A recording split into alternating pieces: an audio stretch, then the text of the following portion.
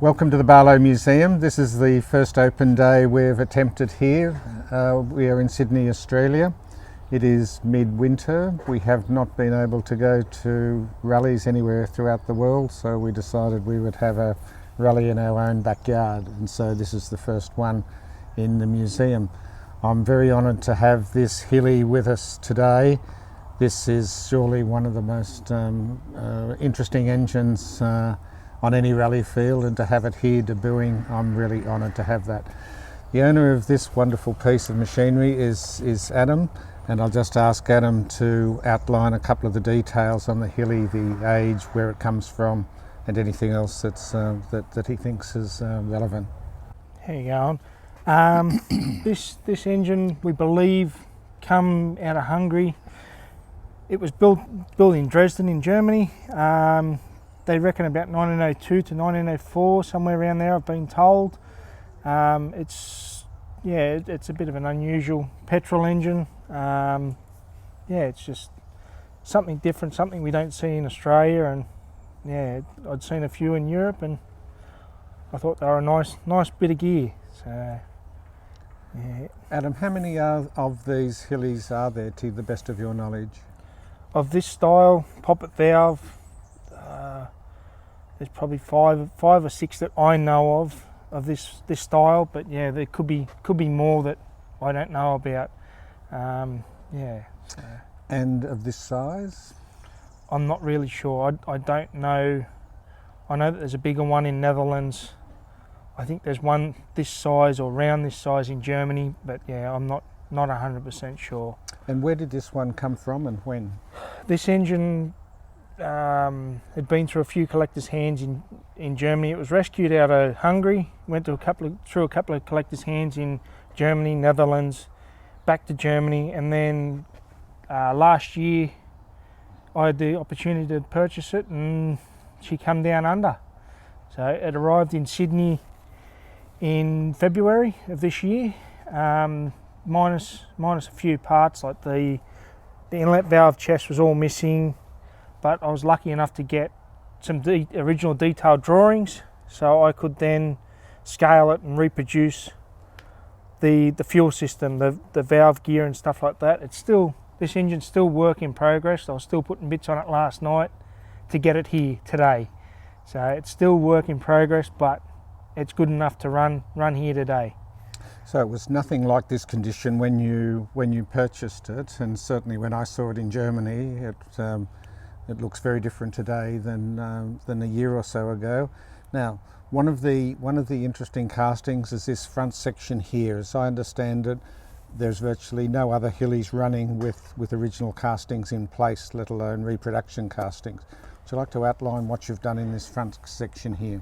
In this front section, it's quite intricate inside. There's like a plunger system in it inside. So when the air valve opens, it opens the air valve, goes down onto, there's a poppet valve here in this section, then it goes down onto a fuel plunger, and that actually has got fuel sitting there ready to go. As soon as the valve opens it squirts fuel into the air system, and you can adjust the airspeed by there's a cone shape inside it to adjust airspeed, which is quite well thought out.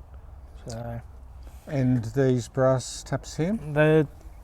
The brass tap on the outside is a mixture needle, and the back one is the gauge. It says on the original drawing it's a scale, so that there tells you how far around you've got to go. I still haven't finished it 100%. It should have a few marks around here so you got divisions of how far open it is, so that how rich, how lean you've got it. So. And this is obviously just a temporary fuel system. Yeah, I haven't worked out a fuel tank for it yet, and I was still mucking around with it last night before we loaded it this morning. So it's been a bit of a rush the last couple of weeks to get it to this point. Adam, would you just describe the base for us, and also the Dresden insignia on the side? Well, I found original images of a Hille with the writing in the door like this, and I've seen other engines in Europe with a door, and we don't see it out here. And never had a door for it, so I ended up making the patterns up, and I got it cast and fitted it only last weekend. So yeah, the door's just been, it's come off some original photos and things like that to try and get it as close as what I can back to original. And obviously the base is not original. Nah, it's not. It's what come with it at the time, and it gets it up. It's a relatively small engine, but it's got a large diameter flywheel, so you've got to lift it up so high, which you don't usually see. So we had to do something.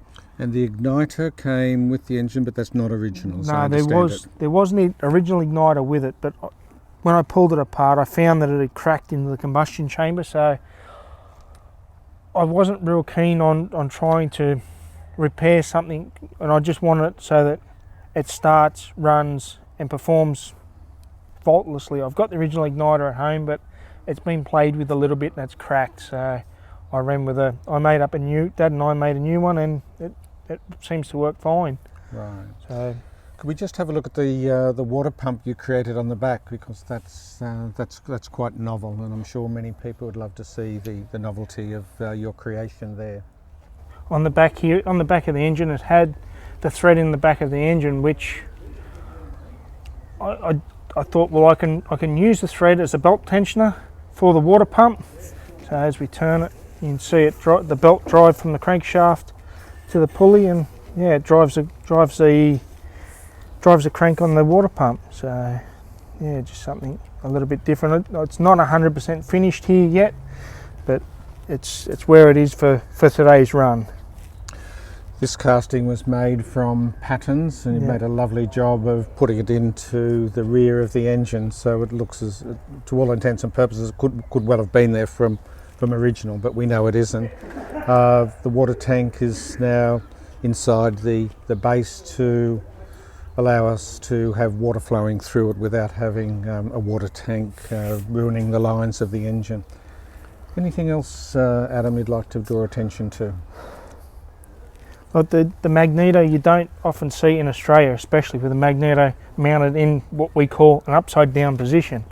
It's all upside down. There's a lot of linkages back to the igniter, which is quite special to see. So we don't see engines like that.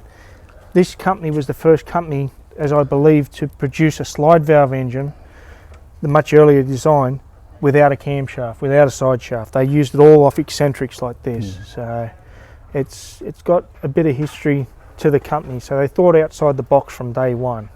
So engine number 7391, approximately 1902, 04, somewhere around that. Right. Yeah, I still got to do a bit more homework on it, but yeah, I did what I could with what I had. Look, it's a wonderful engine. Thank you so much for bringing it through to the first of our open days here, the Barlow Museum in Sydney, Australia. And we wish you all the very best with it. It's a wonderful engine. Thank you, Adam. Thank you. Thank you.